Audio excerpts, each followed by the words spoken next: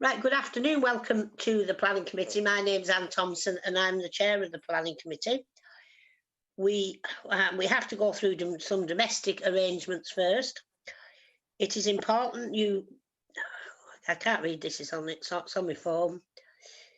It is important that all participants conduct themselves in an appropriate manner. Please put your phone on silent and only unmute your microphone when you're going to speak. You're reminded not to have any other devices on the go. The whole meeting will be recorded because there's no exempt items. To vote on matters, I will confirm the recommendation, request a mover and seconder, and then hand over to Democratic Service Officer to do a roll call. So to get on to the business, the first item on the agenda is apologies. So I'll put you over to Paula, who will do a roll call. Thanks, Chair. We've had apologies from Councillor Seward and there's no substitute for her today. So can members please respond by saying present? Councillor Anne Thompson? Present. Colin Thompson? Present. Councillor Aswad? Present. Councillor Burley? Present. Councillor Daniel Edwards? Present. Councillor Gaughan? Present. Councillor Hall? Present. Councillor Husband? Present. Councillor McEwen? Present. Councillor Mooney? Present. And Councillor Knott? Present. And then officers, if you could please respond with your full name and job title. Jason? Jason Hipkiss, Development Services Manager. Maureen? Maureen Smith, Principal Planning Officer. And Charles? Charles Wilson, Principal Planning Officer. Thanks. Back to you, Chair. Right, thanks, Paula. Right, urgent items. We have got one urgent item, which Maureen will be screen sharing when we get to it, because I know some people haven't seen it because of some things on the system that have gone wrong. Delegations to receive notice from members who may wish to move anything delegated, non-delegated, but I haven't received any. Admission of public and press, everything's in part 1. Any declarations of interest? Yes, County Council matters. Okay, thanks, Derek. Ditto that, same. Okay, Bill, thank you. Right, confirmation of minutes. Do you agree the minutes of the meeting held on the 17th of November? Agreed.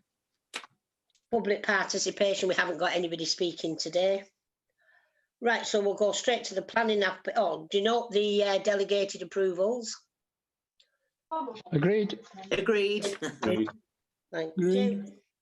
Right, so we go to the first planning application, which is 4 and 28 Duke Street, Barrow, and we got a great email with a projection onto the town hall. It was brilliant. So who's doing this one? That's me, Chair. Okay, Maureen, thanks, love. Go. Thank you. Good afternoon, everyone. This application relates to the provision of a series of 6 light units on the Forum building, which will project images onto the town hall. Since the application is by the council, it falls to be determined by Planning Committee. A video has been circulated to members, and I hope you've all been able to see what the images might look like. The light units will be placed just above the ground floor level of the Forum building and will project upwards onto the town hall. And they'll vary depending on the season or the feast day. So, for example, a poppy might be displayed for Remembrance Day or a snowflake around Christmas time. And it's likely that the lights will only be used really in the darker months of the year, and probably maybe once a month and no later than 9 o'clock at night. And they will be operated on a programmable timer.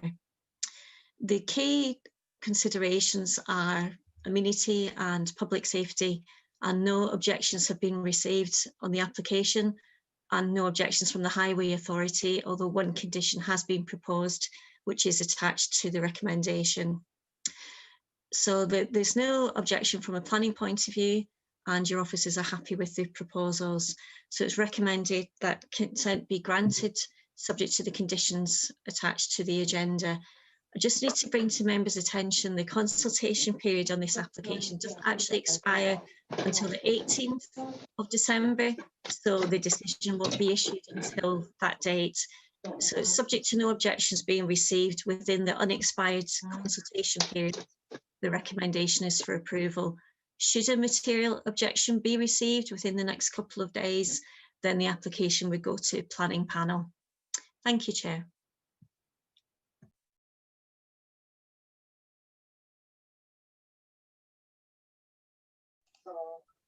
Chair, you're on mute.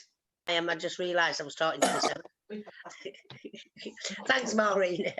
Any members of the committee wish to say anything on this one? Derek? Yeah, just a question. Can these projectors be used to project words? What I'm thinking about is if we've got to get out to the public, can we use them to put that up? Sorry, Bill, can you mute, love? I couldn't hear what Derek said then. You were rattling papers. Right, sorry, Derek, can you say that again? Right. Can these projectors be used to project words? In other words, if we've got anything to get out to the public, can we use them to put messages on? I have no idea. I'm sure Maureen will be able to tell you that.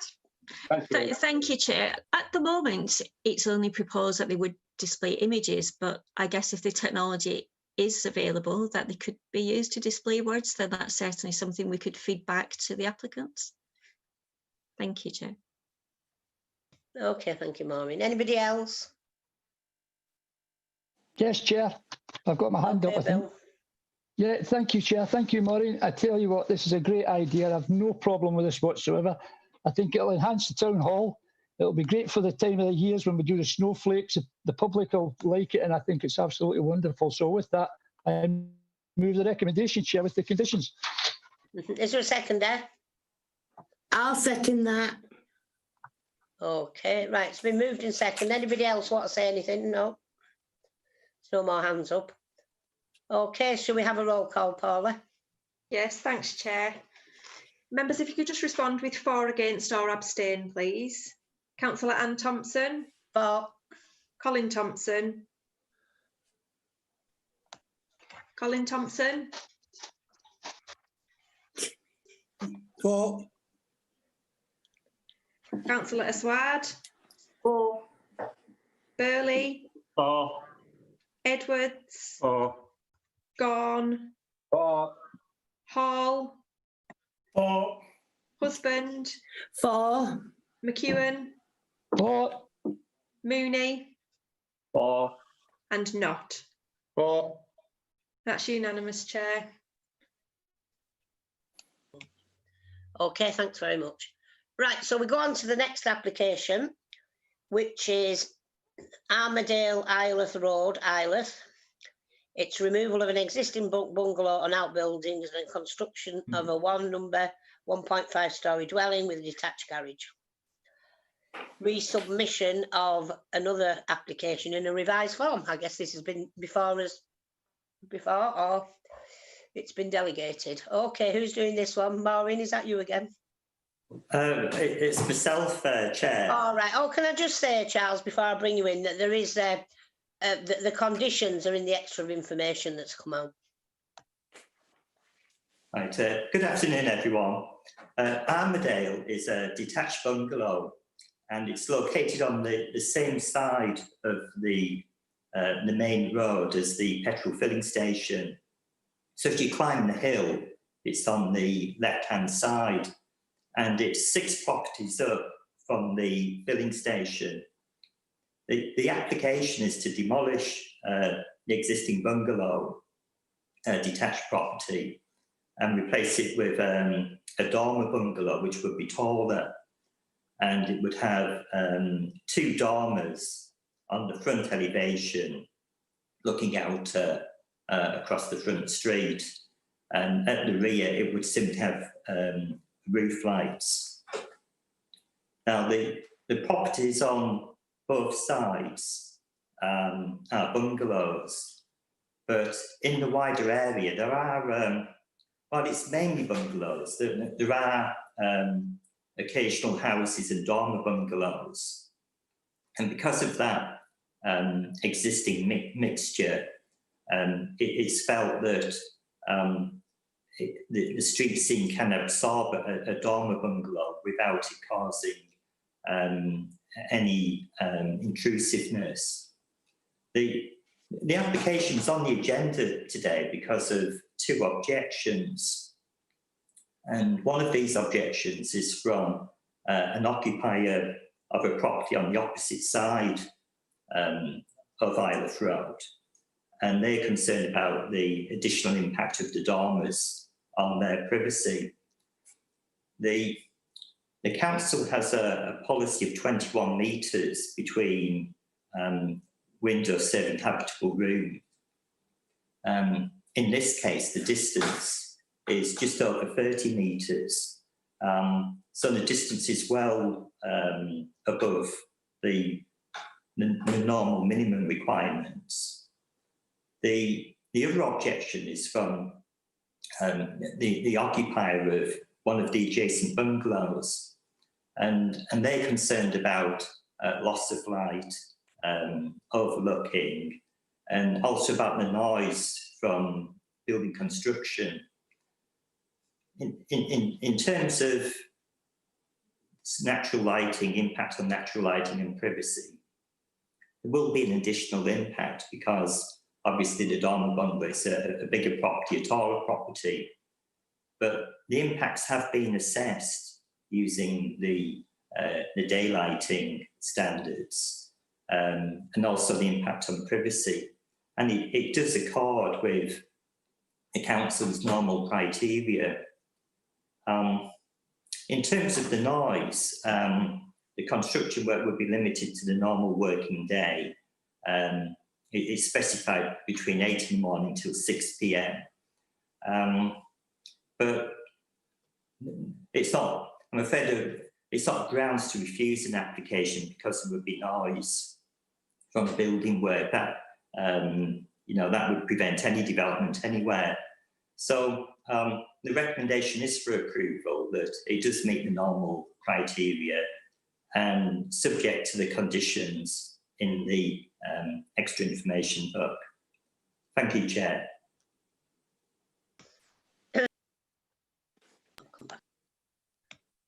Thanks, Charles.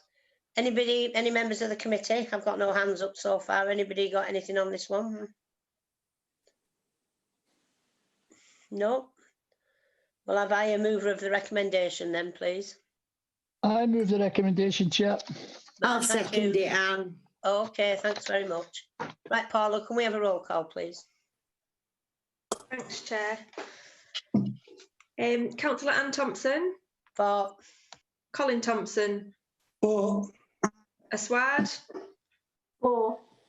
Burley, For. Edwards, For. Gorn, For. Hall, For. Husband, For. McEwen, For. Mooney, For. and Not. For. That's unanimously carried, Chair.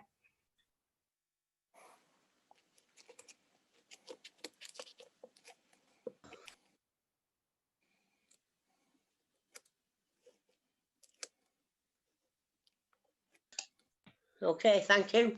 It would help when I'm not pressing the wrong side of my pad on my laptop. Right, thank you very much. Right, we go on to the urgent item now. We're going to do a bit of wizardry here because Paula's going to share a screen because this urgent item was only received yesterday, so some people have had a little time or none to read it. So I'm going to pass you over to Maureen, who is going to share her screen, and Charles is going to talk about it as far as I know. Oh, there we go. Thank you, Chair. Yes, it's a partnership, this one. The application is presented as an urgent item. It was missed off, I'm afraid, the agenda, really for a technical hitch. And because it's quite a straightforward application with no objections, it was felt that it was disproportionate to delay reporting it to you today. Normally, it would have been what we call a delegated decision. It wouldn't have come before committee. The reason it is before you today is simply because the property is owned by the council. It's a house in Dalton, and the scheme has been commissioned by the council in response to the needs of the occupier. The extension itself is quite small. It's in plan view, it's L-shaped, and it wraps round the rear corner of the house, and it extends into the back garden by 1.8 metres, and it extends at the side by 2.4 metres. And as you can see from the plan on your screen, it's set in quite a distance from any of the boundaries. So in conclusion, it's a modest extension which would not normally be reported to planning committee given the lack of objections, and the recommendation is for approval. Thank you, Chair. Thank you, Charles. Any members of the committee wish to comment on this? Have you all managed to look at the application? It's a very simple one because it's just a disabled adaptation. No, I've got no hands up. Chair. What? Sorry, I can't see you, Bill. So Okay, if anybody wants to speak, they'll have to put their hands up. No, I've got nothing against it. As you said, it's a pretty simple one, straightforward bungalow. I move the recommendation, Chair. Okay, thank you. I'll second it, Anne. Right, thanks very much. Right, Paula, can we do a roll call, please? Yeah, thanks, Chair. Councillor Anne Thompson. For. Colin Thompson. For. Aswad. For. Burley. For. Edwards. For. Gone. For. Hall. For. Husband. For. McEwen. For. Mooney. For. And Not. For. That's unanimously carried, Chair. Approved. Right, thanks, Paula. Right, so we go on to the topic report now, which is a tree preservation order. We did put this tree preservation order on last year, or earlier this year, at the east side of Abbey Road, when somebody wanted to knock the wall and the trees down to build a road up to some houses. So who's doing this one? Jason, is this you? I think it's me again. Oh, Chair. is it you again, Charles? Okay, carry on. Thank you, Chair. This is the very last report in the book today. And while the report itself isn't very long, there are actually 4 appendices to it. The first appendix is the tree preservation order itself. And as the Chair mentioned, this was served early August. And Committee will remember that it was served after Planning Committee's very first virtual site visit. And with preservation orders, they initially only last 6 months. So the order will lapse in the beginning of February if it's not confirmed. And that's the purpose of the report today, for you to decide whether to confirm the order or not. Now, the legislation imposes 2 duties on the council before it makes a decision. And one of these is that a copy of the order has to be served on all owners and occupiers. And that has been done.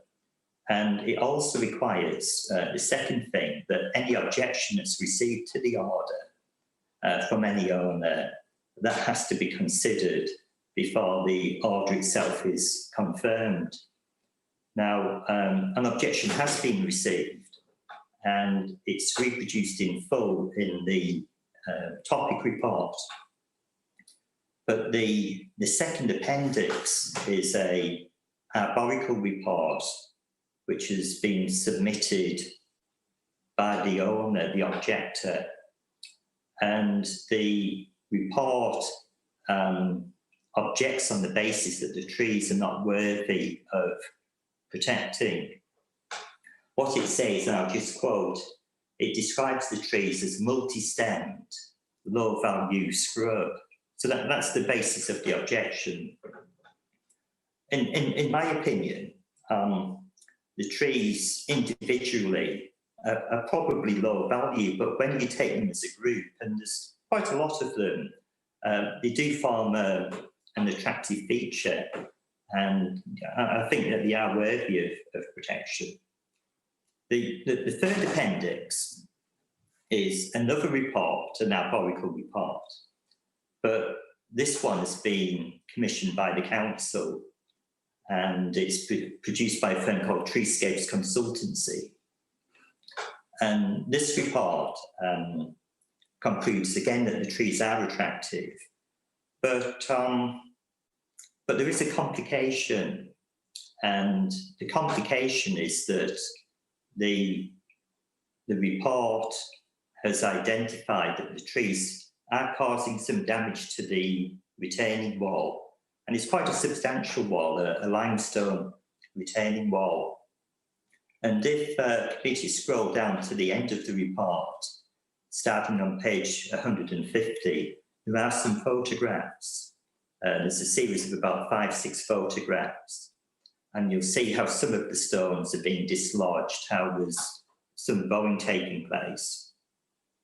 And I need to highlight this because in certain circumstances, the council can be required to pay compensation for any loss or damage caused by protected trees.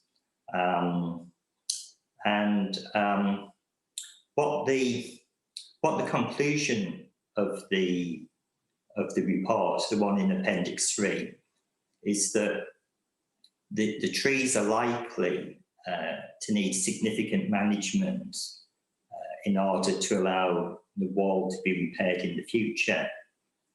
But noting that, I would still recommend that the order is confirmed, because it will give the council control over what happens to the trees in the future. I should add that just going back to Appendix 1, the order itself, there's actually 2 groups of trees and an individual tree. And the objection only relates to one of the groups, which is called Group 1. And that's the group which would be affected by the proposed vehicular access. So the recommendation then is that the order is confirmed, but that in doing so, it's modified to amend the description of Group 1, that's the trees in the middle, to the form that appears in Appendix 4. And it provides a bit more clarity as to just how many trees that there are. So, Chair, as I say, the recommendation is that the order be confirmed on that basis. Thank you. Okay, thanks, thanks, Charles. Councillor Hall.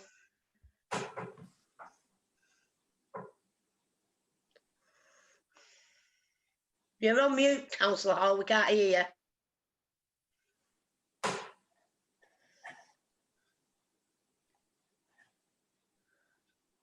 This application stems back to the when we refused the application to put a road through there, if I remember rightly, Anne. Yeah. And it's a very attractive section of wall and trees along there.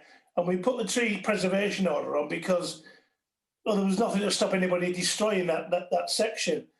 So I had to walk past it the other day because it happened to be one day when it wasn't raining, and it is a really attractive area. And I think we should do our best to keep it so. And if that involves putting preservation orders on the trees and maintaining them, then so be it. There may be some historical damage, you know, so there is. And in the future, some of those trees may get disease, but so could every tree in the country. So it is an attractive feature. They may be low value from a timber point of view, but from the aesthetics and the that section of attractive entrance into Dalton and into Barrow, I think we have to maintain it. Right, okay, I agree with you, Les. Right, Bill. Thank you, Chair. Yeah, I totally agree with the recommendation what Charles is saying, and I've read some of it. But Councillor Hall there has just added something that I was going to ask about the disease trees that's in the report. What's going to happen to them? Are they getting taken away? I mean, maybe I'm reading this wrong, but are they getting taken out and then everything's okie dokie? Thank you, Chair. Chair, what the report is saying about that is not that they're diseased at the moment, but what it's saying is that there are a species which is vulnerable to disease as they get bigger. So it's a prediction rather than a statement as to what will happen.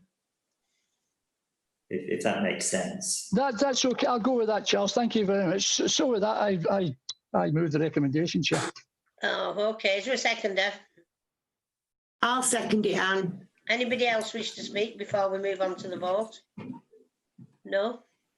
Can you do a roll call, Paula, please? Yeah, thank you, Chair. Councillor Anne Thompson. For. Colin Thompson. For. Aswad. For. Burley. For. Edwards. For. Gone. For. Hall. Councillor Hall. For. Thank you. Councillor Husband. For. McEwen. For.